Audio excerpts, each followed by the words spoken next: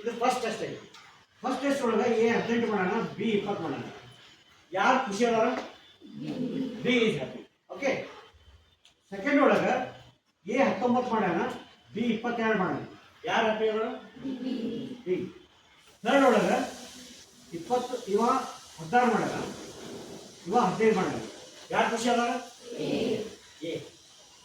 Actually A should be sad. ಇವ ಯಾಕೆ ಖುಷಿ ಅಲ್ಲ ಅಂದ್ರೆ he scored more than B, so he is happy.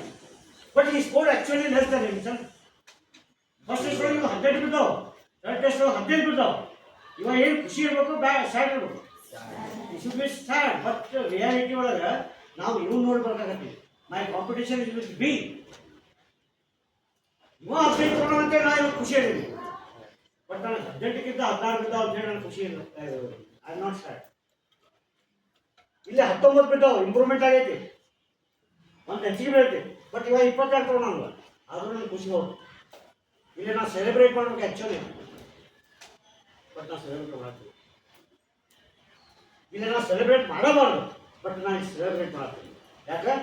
ನಾವು ಮತ್ತೊಬ್ಬರ ಜೊತೆಗೆ ಕಾಂಪೀಟ್ ಮಾಡಕತ್ತೀವಿ, ಕಂಪೇರ್ ಮಾಡಬಾರ್ದು.